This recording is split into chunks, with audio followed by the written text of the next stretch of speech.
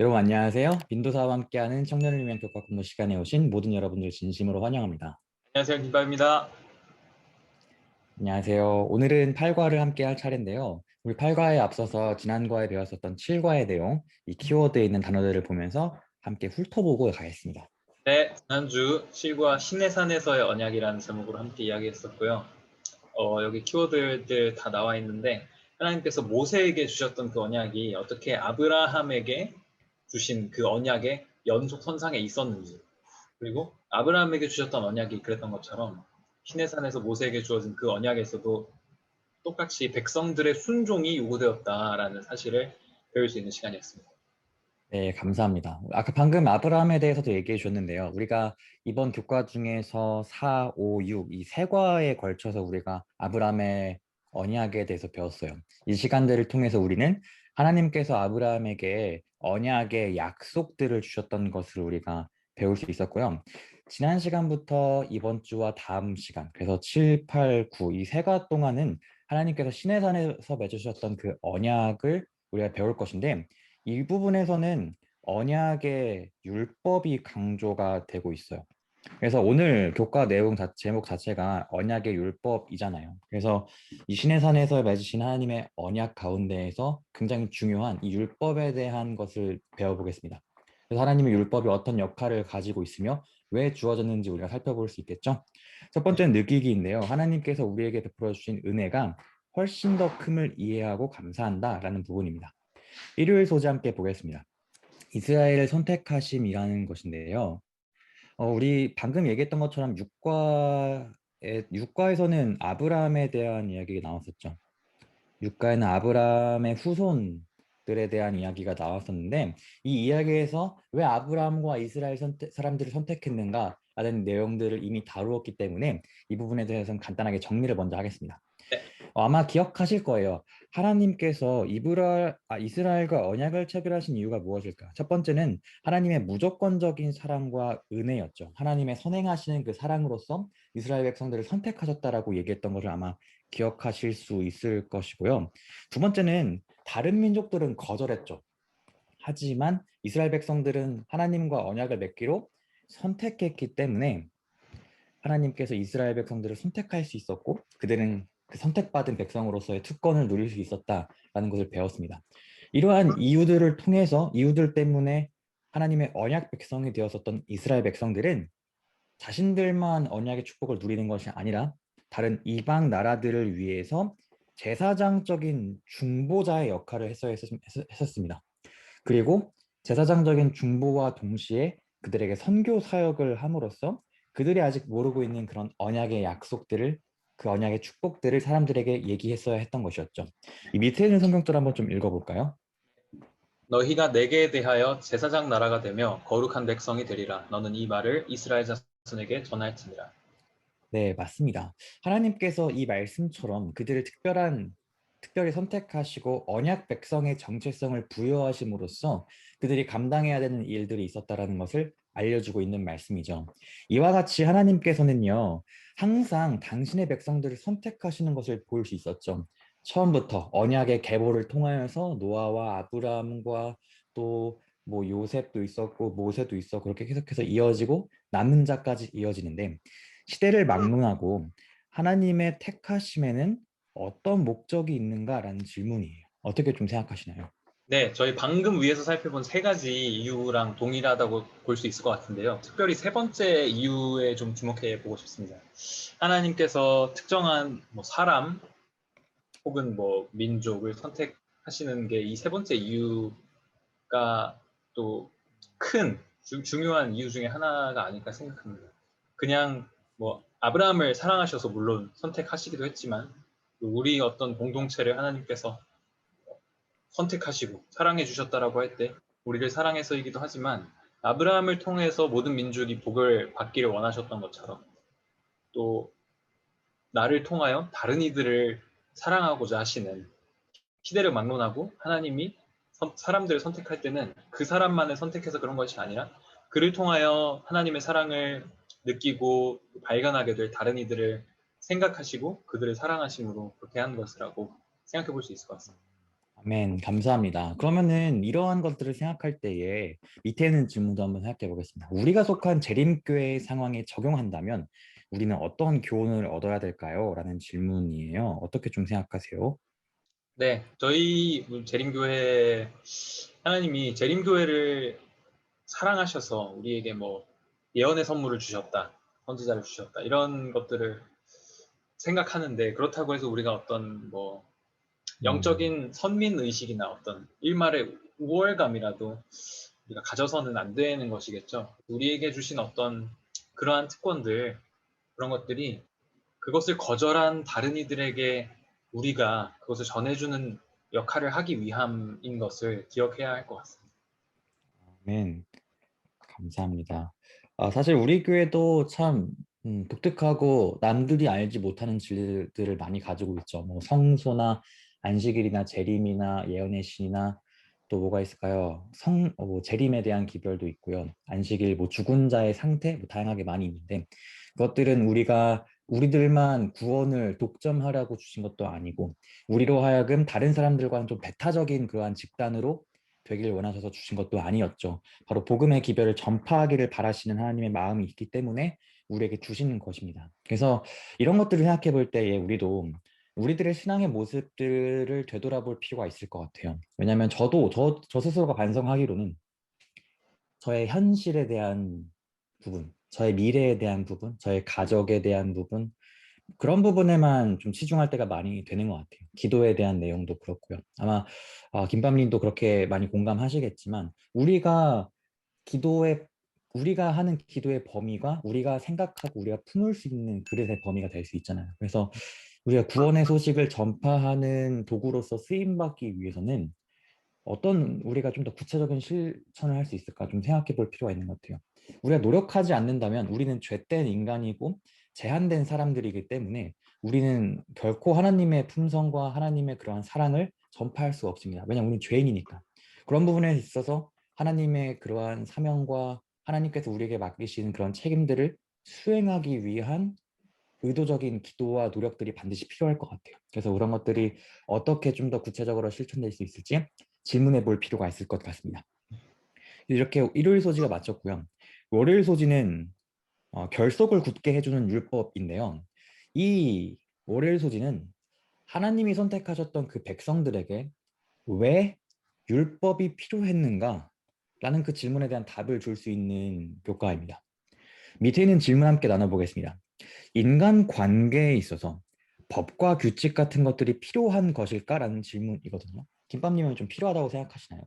네, 질문을 보고 생각해 봤는데, 그냥 제 개인적인 생각으로는 관계의 친밀성이 깊어질수록 이 규칙의 필요성도 더 커지는 것 같아요. 음, 그냥 좀 뭐 대면대면한 사이라고 한다면 별로 뭐 그냥 규칙이랄 게 필요 없을 것도 같은데, 근데 뭐 그냥 우리가 친구랑 룸메랑 같이 산다고 해도 우리 같이 살 때 뭐 어떤 그런 생활하는 데 있어서 어떤 규칙을 결정한다든가 그런 게 네. 필요하고 뭐 같이 사는 부부 가운데도 마찬가지일 것이고요.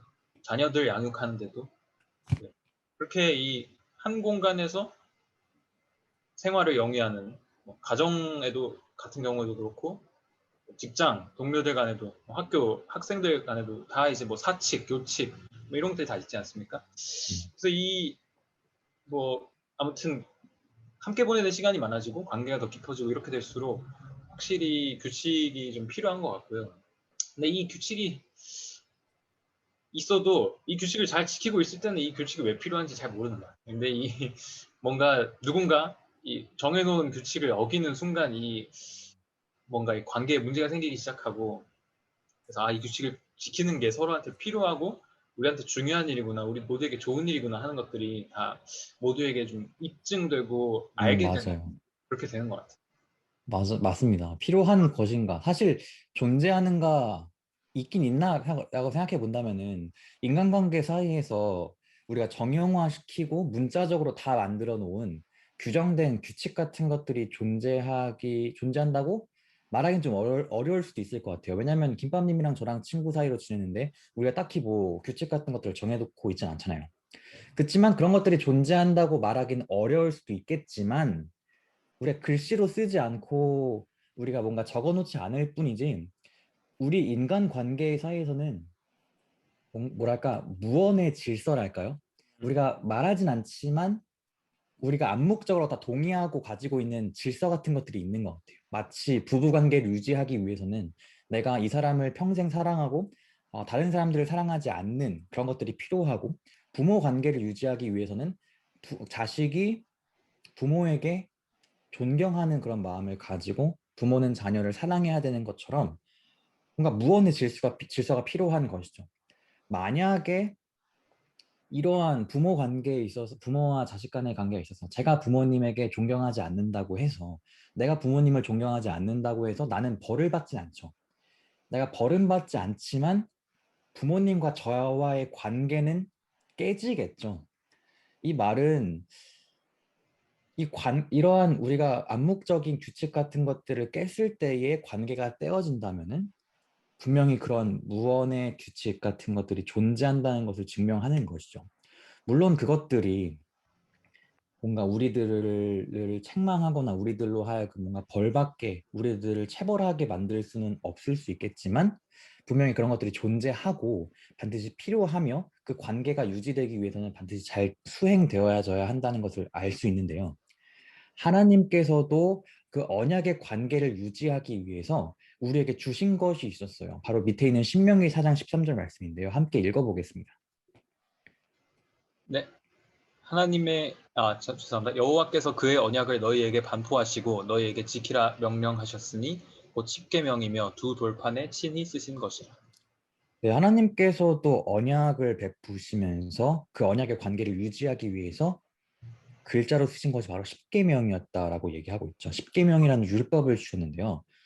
우리 인간관계에 있어서는 우리가 서로가 잘해야 되고 서로가 이렇게 존중해야 되는 부분들이 있는데 사실 하나님과의 관계를 한번 생각해 봅시다. 밑에 있는 질문 함께 생각해 볼 건데요. 하나님은 일단 우리에게 무조건적인 은혜를 베푸시면서 우리에게 관계를 맺기 위해 다가오시잖아요. 그렇다면은 하나님은 우리에게 우리 좀 보통 인간과의 관계는 좀 다르잖아요.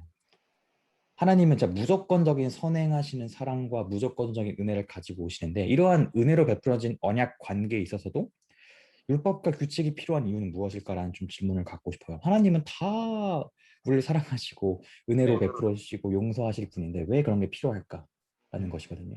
왜 그럴까요? 네. 인간관계에 뭐 우리가 규칙이 필요하듯이 하나님과의 어떤 언약 관계에도 이 율법, 이런 규칙 같은 것들이 필요한 이유는 이것이 하나님과의 관계를 깨뜨리지 않도록 우리를 보호해주는 어떤 안전장치의 역할을 해주기 때문이 아닌가 하는 생각을 해봤습니다. 이 적절한 유비일지 모르겠지만 뭐 사형 선고를 받은 죄수가 대통령에게 특별 사면을 받아가지고 출소를 한다고 하면 그 은혜로 사면을 받았다고 해서 음, 뭐 그때부터 더 이상 법을 지키지 않아도 되는 건 아닌 거잖아요. 그렇죠. 은혜로 우리가 언약 관계를 맺게 되었지만 그렇다고 해서 어떤 이런 범법, 율법을 지키지 않는 그런 어떤 그 정도의 어 뭐랄까요, 자유라고 부르기도 좀 애매한 거죠. 이거는 그런 그런 어떤 규칙을 어길 수 있는 권한까지 부여된 것은 음, 아니라고 봐야 하지 않을까. 네, 맞습니다. 감사합니다. 진짜 맞는 말씀인 것 같아요. 사실 하나님께서 우리에게 은혜를 베풀어 주신다. 그래서 우리가 죄인이지만 우리를 우리를 받아들여 주시고 우리를 안아주신다라는 부분들은 확실한 건데 하나님께서 베풀어 주는 그 은혜가 죄인을 용납하지만 우리가 짓는 그 죄를 마냥 묵인하기 위해서 주어진 것은 아니라는 거죠.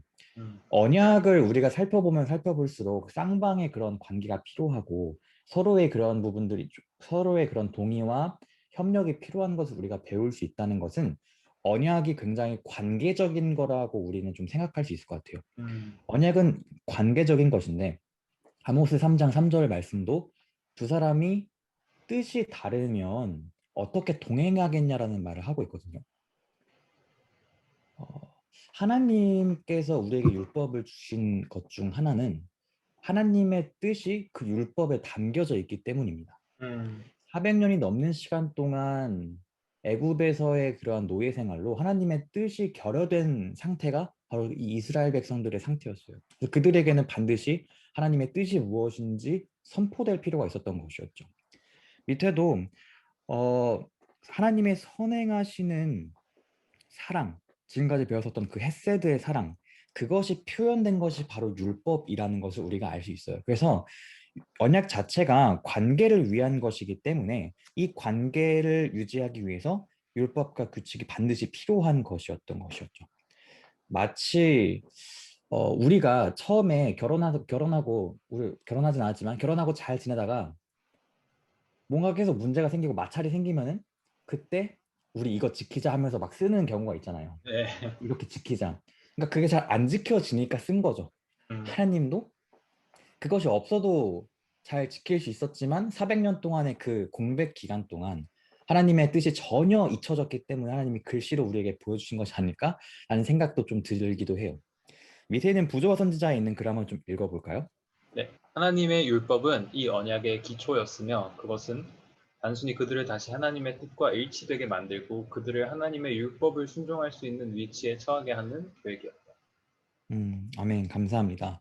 이와 같이 방금 질문했었던 이 월요일 소지를 시작할 때 질문했었던 하나님의 율법이 왜 필요했는가? 생각해 보니까 이렇게 살펴보니까 하나님의 그 율법이 우리로 하여금 하나님과의 언약 관계에 더욱더 깊이 진입하고 깊이 들어갈 수 있도록 안내해 주는 역할을 하기 때문에 가이드와 같은 역할을 하기 때문에 우리에게 필요하다는 것이었다라고 우리가 좀 답을 찾을 수 있지 않을까 싶은 음, 생각이 좀 듭니다. 그 다음 화요일 소지는 언약에 있어서의 율법입니다. 우리가 지난 1과부터 배웠었던 것처럼 하나님의 언약에는 하나님 나라라는 개념이 반드시 같이 동행한다라고 얘기했어요. 그래서 그 언약을 통하여서 하나님의 나라를 이 땅에 전파하는 것이 하나님의 목적인데 혹시 하나님 나라의 3요소 기억나시나요? 네. 씨, 땅, 법 이렇게 있었죠. 네, 씨와 땅과 뜻이 있었는데요. 이 창세기를 지나서 이 이스라엘 백성들이 애굽에 들어가서 큰 민족이 됨으로써 씨가 준비됐죠. 그리고 가나안 땅이라는 명확한 그 사람들이 들어가야 하는 땅이 주어졌어요. 근데 아까 말씀드렸던 것처럼 400년 넘는 시간 동안 하나님의 뜻이 그들 마음 가운데 잊혀져 버렸습니다. 그래서 하나님은 이 이스라엘과의 언약을 더욱더 완전히 할 수 있도록 하나님의 뜻을 선포하는 것이 반드시 필요했었던 것이다 라고 우리가 생각할 수 있는데요. 그런 의미에서 우리에게 율법을 주신 거죠. 밑에는 질문 한번 볼게요. 그런 의미에서 생각해보고 우리가 그냥 실생활에서도 우리가 좀 생각해보면은 법이라는 단어를 좀 생각해봤으면 좋겠어요. 이 법이라는 이 말을 생각할 때에 가장 먼저 떠오르는 느낌이랄까요? 그런 것들은 좀 무엇인가요? 저는 이제 막 법 하면 몇 조, 몇 항 뭐 이런 거 있지 않습니까? 네. 뭔가 글씨가 빼곡하게 써져 있는 법전, 그리고 음, 법정도 그렇고, 판사, 변호사, 검사 이렇게 막 써가지고 막 재판하고 그런 게 좀 떠오르는 것 같아요. 네, 맞아요. 저는 제일 먼저 생각났던 게 뭐랄까요? 교통 위반하면은 티켓 받고 막 아, 그런 요금 받는 것들 아니면은 법하니까 뭐 재판 같은 것도 생각이 났고요. 뭐 감옥에 잡혀가는 것도 있고 제가 스스로 생각할 때에 법이라는 것이 저로 하여금 어떤 것을 떠오르게 만드는가? 바로 금지시키는 것, 하지 말라고 하는 것, 어기면 안 되는 것, 뭔가 우리에게 뭔가 마치 선악과처럼 우리가 하면 안 되는 것이라고 뭔가 규정하는 것이 법이라고 좀 느껴졌었거든요. 근데 우리가 하나님의 법, 하나님의 율법을 생각할 때는요, 이러한 우리가 가지고 있는 이 법이라는 컨셉에 갇히게 되면은 하나님 율법에 대한 폭넓은 이해를 굉장히 축소시킬 위험이 있습니다. 하나님의 율법은 히브리어로 바로 토라라는 뜻을 가지고 있어요. 토라라는 이런 단어인데 바로 가르침, 교훈이라고 번역이 되기도 하고요. 또한 도덕적이고 국가적이고 사회적이고 종교적인 것을 망라한 하나님의 모든 가르침을 지칭하기 위해서 사용되었다라고 얘기해요. 그래서 토라가 이 토라의 가르침 가운데 또 뭐가 있냐면은 농사를 어떻게 해야 되는지, 국가는 어떻게 통치되어야 하며 사회적인 관계는 어떻게 올바르게 가져갈 수 있고 예배할 때는 어떻게 해야 되는 것인지 이런 것들을 굉장히 구체적이고 굉장히 포괄적인 것들이 하나님의 이 토라, 하나님의 율법에 이렇게 담겨 있습니다. 밑에 질문 한번 생각해 볼까요? 하나님은 이스라엘에게 왜 그렇게 많은 교훈들을 주셨을까? 라는 질문이거든요. 왜 그렇게 많이 포괄적으로 주셨을까요? 단순히 금지하는 것뿐만이 아니라 삶의 포괄적이고 전반적인 교훈들을 주셨는데 왜 그럴까요? 네, 이렇게 다양한 교훈들을 주심으로써 다양한 상황 속에서, 이런 상황 속에서 하나님 뜻은 이런 거구나. 하나님의 어떤 사랑의 율법은 이렇게 적용되는구나 하는 거를 여러 사례를 통해서 깨닫게 하기 위해서였다는 생각이 들었습니다. 음, 10계명, 우리가 딱 10계명이라고 하면 10개잖아요. 10개라서 좀 네. 함축적으로 보일 수도 있는데, 이 우리가 사랑의 율법이라고 부르는 그 계명의 정신이 어떤 상황에서 어떻게 발현될 수 있는 음, 그런 거를 이런 다양한 교훈들을 통해서 가르쳐 주신 것이 아닐까 하고 생각을 해보게 됩니다. 네, 감사합니다. 맞습니다. 하나님이 분명히 그 사람들, 이스라엘 백성들을 이렇게 돌보실 때에 그들이 살아가야 하는 가장 이상적인 모습들을 아셨을 거예요, 분명히. 하나님이시니까. 그래서 그들이 어느 길을 가야지 가장 이상적으로 행복하고 사랑의 그러한 관계 가운데 살 수 있다고 아셨겠죠? 아마 그래서 주셨을 것 같아요. 밑에 있는 성경절을 우리가 읽으면 조금 더 의미를 좀 더 확실하게 알 수 있을 것 같습니다. 네. 이스라엘아, 내 하나님 여호와께서 너에게 요구하시는 것이 무엇이냐? 곧 너의 하나님 여호와를 경외하며 그의 모든 도를 행하고 그를 사랑하며 마음을 다하고 뜻을 다하여 너의 하나님 여호와를 섬기고 내가 오늘 너의 행복을 위하여 너에게 말하는 여호와의 명령과 규례를 지킬 것이 아니냐. 네, 감사합니다. 여기 말씀 보니까 너의 행복을 위해서 이 율법의 말씀을 주셨다라고 얘기하고 있어요. 분명한 것이죠. 하나님의 사랑의 율법이 잘 적용되고 실현돼야지만이 우리가 행복할 수 있고 그러한 다양한 적용 사례들을 주시면서 우리가 실생활에서 적용할 수 있는 그런 부분들을 많이 주셨다라는 것을 우리가 알 수 있을 것 같습니다. 오른쪽으로 넘어가면은 제가 좀 둔 부분이 있는데요. 율법의 역할은 무엇인가? 바로 언약의 동반자인 사람들에게 새 생활의 지침을 제공하는 것이었죠. 그러한 죄의 노예 생활을 끝내고 하나님의 백성으로서 어떤 삶을 살아야 하는지 알려주는 것이었고요. 영육 간의 풍성한 삶을 누릴 수 있도록 하나님께서 당신의 백성들에게 베푸신 모든 지혜로운 권면들을 포함하였다라고 얘기합니다. 하나님께서 당신의 백성들의 행복을 위해서 주신 것이며 그 백성들은 순종함으로써 그 축복을 받는다라는 것을 우리가 얘기할 수 있겠죠. 만약에 아까 말씀드렸던 것처럼 만약에 그들이 잘 기억하고 마음 가운데 그 하나님의 율법의 정신을 간직하고 있었다면은 아마 없어도 됐을 거예요. 마치 아브라함의 얘기를 했을 때 아브라함이 신뢰를 하지 못하자 하나님의 약속을 믿지 못하자 할례를 주셨잖아요. 눈으로 볼 수 있는 표징을 주셨죠. 믿음의 부족 때문에요. 만약 아브라함이 믿음을 굳건하게 가졌고 하나님의 그러한 약속을 의심하지 않았다면은 할례도 필요 없었을 거예요. 마찬가지인 거죠.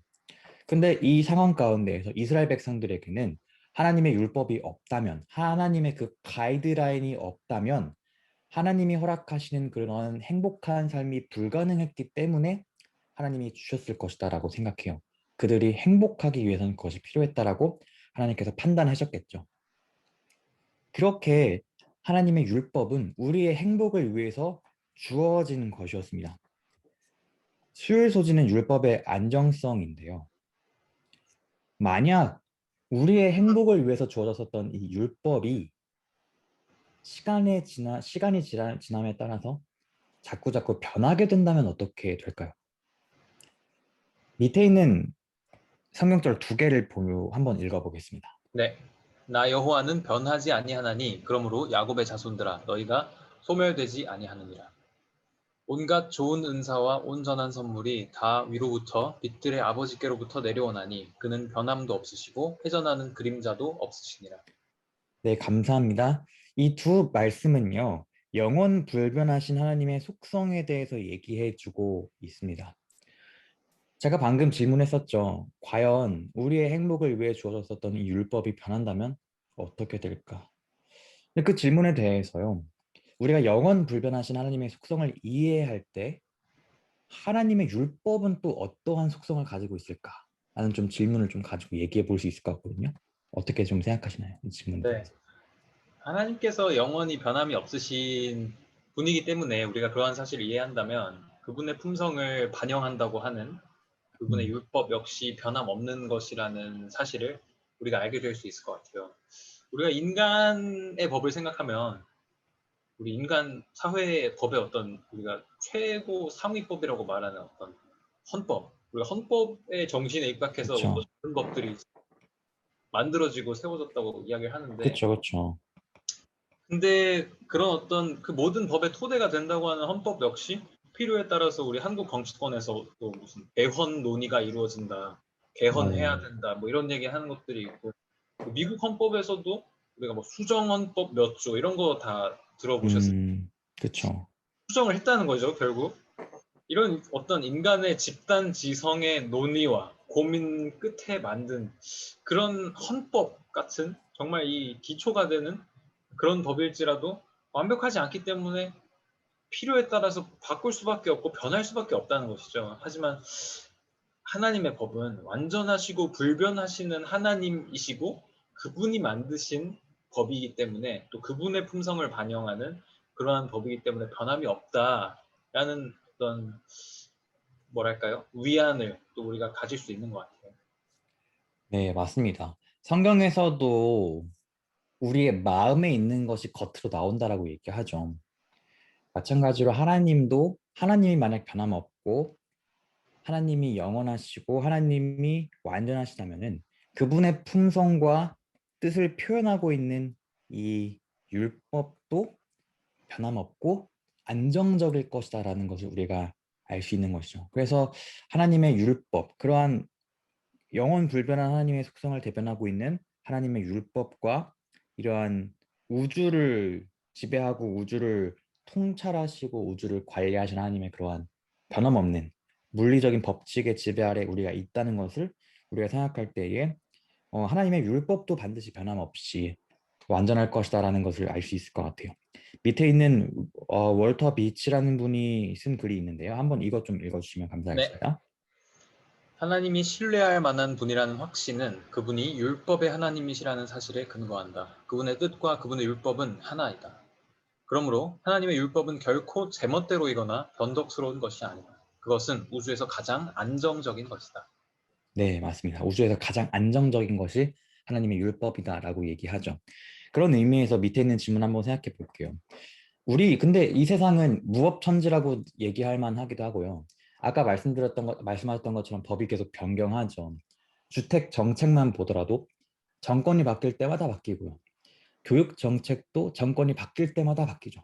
음, 그리고 밑에 있는 백성들과 국민들은 그러한 변경되는 법 때문에 아주 혼란스럽고 학생들도 입시를 준비하는 환경 가운데 굉장히 어려움을 경험하는 분들이 많이 있는데요. 이러한 것들이 지배하는 이 세상을 바라볼 때에 하나님이 우리에게 주신 그러한 변함없는 율법의 안정성은 우리에게 어떤 의미가 좀 있을까요? 네, 우리가 이 믿고 의지할 수 있는 법이라는 사실에 굉장히 좀 감사할 수 있는 부분인 것 같은데 갑자기 법이 바뀌어서 막 혼비백산하면서 우리 어떻게 해야 되나 이렇게 막 염려하고 고민할 필요가 없다는 게 되게 감사한 부분인 음, 것 같아요. 우리 사실 생각해보면 시대의 흐름에 따라서 법이 안 바뀌어도 사실 바뀌는 게 너무 많거든요. 기술 발전에 따라서 맞아요, 맞아요. 뭐 산업혁명, 우리 4차 산업혁명 시대 이야기해서 또 인공지능 시대가 이 시대에 어떤 변화를 가지고 올지 그렇죠. 이야기하는 것들. 우리 지금만 봐도 스마트폰 시대가 되면서 우리 삶이 너무나 달라졌는데 법 말고도 우리 삶에는 달라지는 것들, 변화하는 것들, 기후 문제, 환경 문제, 너무 우리 삶에 시간이 갈수록 달라지고 변화하는 것들이 너무 많은데 그런 것들이 다 우리로 하여금 삶에서 그럼 어떻게 적응해야 되나? 어떻게 이 달라진 환경과 세상에 적응해야 되는지에 대해서 신경 써야 될 것들 너무 많습니다. 그런데 맞아요. 다른 것들 이미 세상에는 너무나 많은 것들이 계속해서 시간의 흐름에 따라서 변화하고 있는데 하나님의 율법, 우리에게 주어진 그 율법이 우리 할아버지 때도 똑같았고 아버지 때도 똑같았고 우리 조상님 때도 똑같았고 동일하게 여전하게 하나님의 동일한 그 율법이 적용된다는 그 사실이 우리로 하여금 다른 어떤 세상 모든 것들이 다 변하고 있는 와중에서도 흔들리지 않는 율법, 그것이 주어져 있다는 사실에서 우리가 감사하고 또 어떤 마음의 평안을 가질 수 있는 부분이 아닐까 생각하게 됩니다. 네, 맞습니다. 감사합니다. 진짜 안정이 없는 세상 가운데에서 변함없는 것이 있다는 것은 굉장히 우리 마음 가운데 든든함과 안정을 주는 것 같아요. 밑에 있는 좀 글을 좀 읽어주세요. 네, 부조화 산지자 33페이지입니다. 하나님은 사랑이시라. 그분의 본성과 그분의 율법은 사랑이다. 이것은 과거에도 그러하였고 미래에도 영원히 그러할 것이다. 그의 행하심이 예로부터 그러하시며 지존무상하며 영원히 거하시는 분은 변치 않으신다. 네, 감사합니다. 변하지 않으시는 하나님의 품성이 바로 사랑이라고 하십니다. 변함없으신 하나님께서 변함없이 우리를 사랑하신다라는 그 사실이 우리에게 큰 위로가 되어야 하고 될 것이다라고 얘기할 수 있겠죠. 그래서 지금까지 우리가 살펴봤었던 것처럼 느끼기 위해서 살펴봤던 것처럼 하나님께서 우리에게 베풀어 주셨던 그 은혜를 한번 좀 생각해 봤으면 좋겠습니다. 그러한 은혜가 얼마나 큰지 그리고 하나님의 그런 품성이 반영되고 있는 그 율법, 그 은혜의 율법이 우리에게 얼마나 중요한 의미가 있는지 생각할 수 있겠습니다. 그 다음에 행하기입니다. 순종이 부담스럽게 느껴질 때에 나를 향한 하나님의 사랑과 은혜를 기억한다 라는 얘기를 하고 있는데요. 목요일 소지는 만일이라는 제목이네요. 밑에 있는 성경절 한번 좀 읽어주세요. 세계가 다 내게 속하였나니 너희가 만일 내 말을 잘 듣고 내 언약을 지키면 너희는 모든 민족 중에서 내 소유가 되겠고. 네, 지난 시간에도 살펴봤었던 말씀이죠. 너희가 만일 내 말을 잘 듣고 내 언약을 지키면이라는 말. 지금 계속적으로 조건적, 아이고, 언약의 조건적인 측면을 얘기하면서 그 조건이 우리에게 순종이다라는 것을 우리가 계속해서 배우고 있는 것을 기억하실 수 있을 것 같아요. 하나님의 언약이 물론 우리가 노력으로 얻을 수 있는 것도 아니고 하나님의 언약과 구원이 선물처럼 은혜로 베풀어졌다라고 할지라도 조건적인 우리가 순종해야 되고 우리가 딱 받아들이고 잡아야 된다는 그 사실은 결코 부인할 수 없는 것이죠. 하나님은 모든 사람들에게 초청하시지만 그 초청을 받아들이는 사람들에게는 책임이 따릅니다. 그리고 책임은 바로 순종인 것이죠. 그래서 이 순종이란 것은 언약의 축복을 받은 것에 대한 외적인 표현이며 언약이 우리 안에서 이루어질 수 있게 하기 위한 표현이다라는 얘기를 하고 있습니다. 그래서 우리가 순종하는 것, 하나님의 말씀을 지키고 말씀에 순종하는 것들이 결코 우리에게는 뭐랄까요, 율법주의나 그런 행동으로 우리가 뭐 선한 행실로 의롭게 된다라는 그러한 사람들의 주장이나 그런 얘기들이 잘못됐다는 것을 꼭 이해해야 될 것 같고요.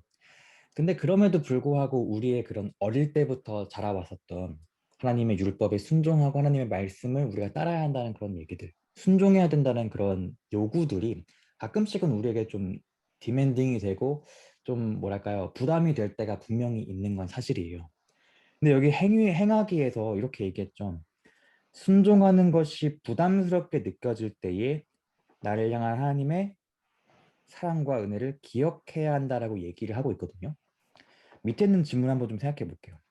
사람을 하나님께 이끄는 데 있어서 두려움보다 사랑이 더 큰 영향력을 행사하는 이유는 무엇일까라는 좀 질문이거든요. 어떻게 좀 생각하시나요?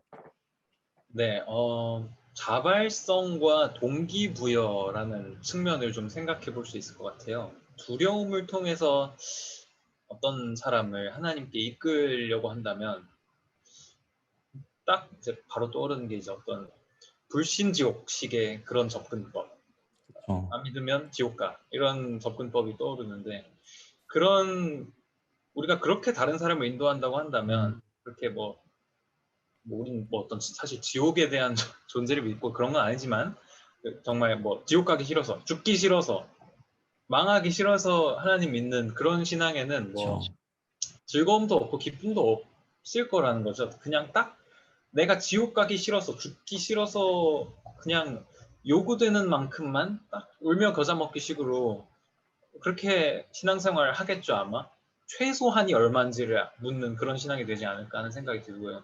반면 그 하나님의 어떤 사랑에 반응해서 하게 되는 그런 신앙생활에는 뭐 그런 어떤 사랑이 넘치는 신앙생활에는 기쁨과 즐거움이 있을 것이고 또 자발성과 동기부여 이런 것들이 계속해서 일어날 것 같아요. 그렇기 때문에 계속 점점 더 크고 넓은 영향력을 가질 수밖에 없을 것이고 최소한이 아니라 이 사람은 최대한을 지향하게 되겠죠. 내가 최대한 다른 사람을 돕고 싶고 최대한 하나님과 더욱 가까운 관계를 맺고 싶어하는 그런 차이점들이 있을 것 같습니다. 맞습니다. 사실 어린 시절 때도 우리가 혼날 때 많잖아요. 아주 많은데 혼나면은 저희 시절에는 뭐 지금은 안 그런 경우들이 많지만 보통 모든 어린이들이 대부분 체벌을 받죠. 매를 맞거나 혼나거나 뭐 잘못하면 혼나고. 근데 과연 질문을 해보면은 과연 혼내거나 체벌을 해서 그 아이들이 변화하는가? 질문해보면은 답을 조금 더 쉽게 알 수 있을 것 같아요. 음, 혼난다면은 내가 그 일을 예를 들어서 뭐 게임을 오래 해서 혼난다면은 그 게임을 안 들키기 위해서 노력하고 어떻게 몰래 게임을 할 수 있을까라고 생각하게 되지. 아, 게임을 하지 않는 게 나에게 좋으니까 안 해야겠다라고 생각하지 않겠죠. 그 체벌하는 것들 오히려 만약에 그 게임을 하거나 뭔가 내가 나쁜 짓을 해서 부모님에게 상처가 되고 부모님의 건강에 훼손이 되고 부모님에게 굉장한 그러한 뭐랄까요 심적인 여러 부분에서 상처를 줬다는 걸 내가 눈으로 보고 목격하게 된다면은 음, 아 내가 정말 그러면 안 되겠다. 내가 사랑하는 그 부모님에게 그런 아픔을 줬다라는 그런 사실이 더욱더 고통이 돼서 음, 스스로 변화하고자 노력할 수 있겠죠. 예수님도 똑같은 방법을 쓰셨어요. 그 예수님의 가장 가까이 있었던 가롯 유다도 하나님이 예수님께서 그 가롯 유다를 변화시키기 위해서 책망하고 혼내시거나 때리거나 한 거 전혀 없죠. 오히려 사랑하셨습니다. 발을 씻기시고요. 호통하지 않으시고 발을 씻기시고 사랑을 주시라고 했죠. 그래서 시대의 소망에서도 그렇게 하나님 예수님께서 사랑을 베푸실 때에 회개할 뻔했다라고 얘기하기도 하잖아요. 음. 두려움이 아니라 사랑이 더 큰 영향력을 행사하는 이유.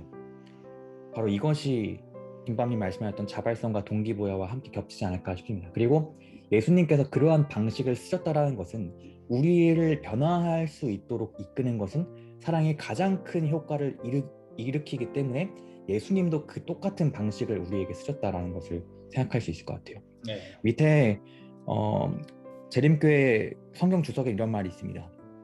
사랑이 현존하는 곳에서 사람은 하나님의 계명에 표현된 하나님의 뜻에 조화되도록 삶을 바로잡기 시작할 것이다. 사랑이 현존하는 곳, 사랑을 경험하는 그 순간, 우리가 하나님의 사랑을 깨닫는 그때에 우리가 내가 하나님의 뜻에 순종해야겠다라는 것을 결심하고 변화의 시작이 된다라는 것이죠. 그래서 행하게 있는 것처럼 순종이 부담스럽게 느껴진다면 나를 향한 하나님의 사랑과 은혜를 반드시 기억하는 것이 먼저라는 것을 우리가 얘기하고 꼭 넘어가야 될 것 같습니다. 마지막 결론 읽고 마치겠습니다. 네. 하나님께서는 이스라엘과 언약을 맺으시면서 그 조건으로 순종을 요구하셨습니다. 하지만 그 순종은 구원을 얻기 위한 수단이 아니라 은혜로 구원받은 자들이 삶을 통해 그 은혜를 드러내는 방편이었습니다. 이 사실은 오늘날에도 변함이 없습니다. 네, 맞습니다. 순종은 은혜로 구원받은 자들이 삶을 통해 그 은혜를 드러내는 방편이라고 얘기하고 있죠. 이렇게 8과에 있는 언약의 율법 이 내용들을 우리가 함께 마치게 되었는데요. 이 말씀 마치면서 혹시 정리하자면 어떻게 정리할 수 있을까요? 네, 우리 뭐 인간관계도 그렇듯이 하나님과의 이 언약 관계에도 규칙이라고 할 수 있는 이런 율법이 필요하다는 사실 다시 좀 생각하게 되는 시간이었고요. 또 이것이 뭐 저를 나 스스로를 제약하거나 구속하려거나 그런 것이 아니라 하나님과의 관계를 지켜주게 되는 것임을 또 배울 수 있는 시간이었습니다. 그런 어떤 동일하게 계속해서 요구되는 이 율법에 순종하는 것을 통해서 결론에서 이야기한 것처럼 받은 은혜를 드러내는 삶이 되었으면 좋겠습니다. 네, 감사합니다. 하나님의 언약의 율법은 하나님의 헤세드, 하나님의 품성을 담고 있다라고 우리가 얘기했었죠.